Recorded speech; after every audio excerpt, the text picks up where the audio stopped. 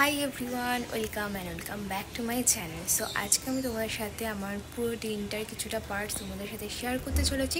তো স্কিপ না করে পুরো ভিডিওটা দেখতে থাকো।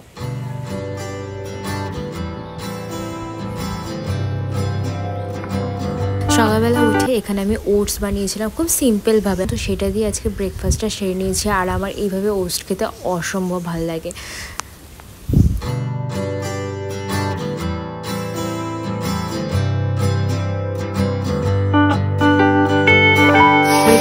চলে এসেছি কিচেনে, যেহেতু আগের ভিডিওতে বলেছি আমার মায়ের শরীরটা ভালো না, তো রান্নাবান্নার দায়িত্ব এখন আমার উপরেই পড়েছে। মাকে টোটালি এখন কিছুদিন বেড রেস্টে থাকতে বলেছে।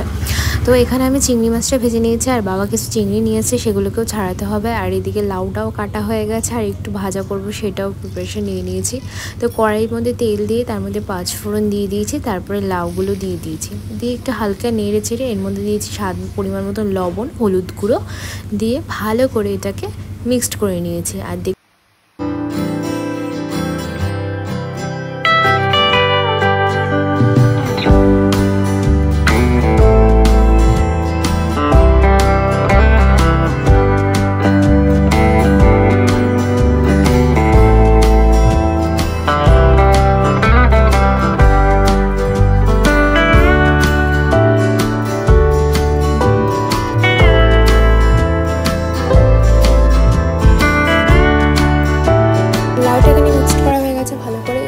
ঢেকে দেবো। আর এরই মধ্যে আমি এখানে যে সবজিগুলো কেটে রেখেছিলাম, আলু আর কাঁকরোলটাকে ভাজা করে নেবো। তো আলু আর কাঁকরোল ভাজার মধ্যে দিয়ে দিয়েছি লবণ আর হলুদ গুঁড়ো দিয়ে ভালো করে এটাকে মিক্সড করে নিয়েছি। তারপর প্যান বসিয়ে দিয়েছি একটা, প্যানের মধ্যে দিয়ে দিয়েছি পরিমাণ মতন তেল। আর তেলটা না আমার ছিল, একটু রেখেছিলাম, তো তেলটা নষ্ট হবে, এই তেলের মধ্যে আমি ভেজে নিচ্ছি।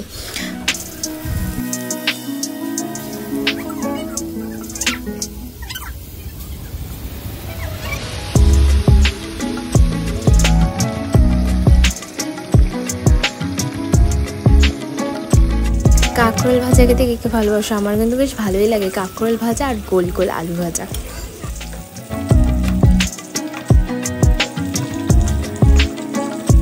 তো এখানে আমি আদা জিরে লঙ্কা বাটার পেস্ট নিয়ে নিয়েছি, এটা লাউয়ের মধ্যে দিয়ে দেবো। অল্প একটু মশলা দিয়েছি, আর এর সাথে চিংড়ি মাছটাও দিয়ে দেবো। তারপরে ভালো করে এটাকে মিশিয়ে নেব। মিশিয়ে 2-3 মিনিটের জন্য আবার ঢাকা দিয়ে দেবো, যাতে মশলার কাঁচা ফ্লেভারটাও চলে যায়। আর এখানে আমার ভাজা কমপ্লিট হয়ে গেছে। আর এই যে চিংড়ি মাছগুলো এখন বাছতেও আমি বসে পড়েছি, একটু বাছতে আমার একটু সময় লাগবে। তো এখানে আমার অলমোস্ট লাউ তরকারিটা রেডি হয়ে গেছে। এরপরে নামানোর আগে একটু নুনটা চেক করে নেবো, আর অল্প একটু চিনি দিয়ে দেবো। লাউ তরকারি একটু মিষ্টি মিষ্টি ভালো লাগে। তো এখানে লাউ চিংড়ির তরকারি আমার রেডি হয়ে গেছে। এখান থেকে একটু গিয়ে আবার ভাইদেরও দিয়ে আসবো। তারপরে স্নান টান সেরে এসে লাঞ্চ করতেও বসে পড়েছি। ডাল, কাঁকরোল ভাজা, শসা, আলু ভাজা আর লাউয়ের তরকারি। তো এই দিয়ে আজকে লাঞ্চটা সেরে নিলাম।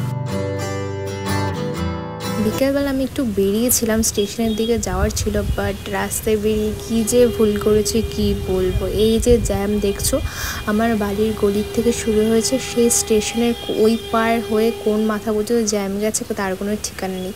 মানে লোকারণ্য আর বাইক টোটোতে মানে পুরো রাস্তা ব্লক হয়ে রয়েছে। ট্রাফিক পুলিশ দিয়েও কোনো কিছু হচ্ছে না, ট্রেন এসে দাঁড়িয়ে রয়েছে রীতিমতন, পুরো ভয়ঙ্কর অবস্থা।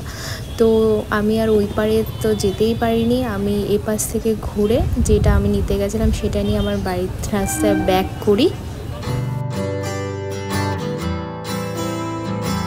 তো বাড়িতে এসে এখন রান্না বসিয়েছি চিকেন কষা। তো চিকেন কষাটা আমি আজকে একটু অন্যরকমভাবে বানাচ্ছি, যে তোমার কালকে সকালে আমার একটা কাজ আছে, সময় পাবো না, তো রাত্রিবেলায় আজকে রান্নাটা সেরে নিচ্ছে, আর এই দিয়ে আজকে ডিনারটাও করে নেব। তো এখানে আমার দেখতে দেখতে চিকেন কষাটাও রেডি হয়ে গেছে, আর এটা খেতে অসাধারণ হয়েছিল। যাই হোক, আজকের ভিডিওটা আমি এখানে এন্ড করছি। দেখা হচ্ছে নেক্সট ভিডিওতে। ভিডিওটা ভালো লাগলে লাইক, শেয়ার অ্যান্ড সাবস্ক্রাইব করে যেতে ভুলো না। টাটা।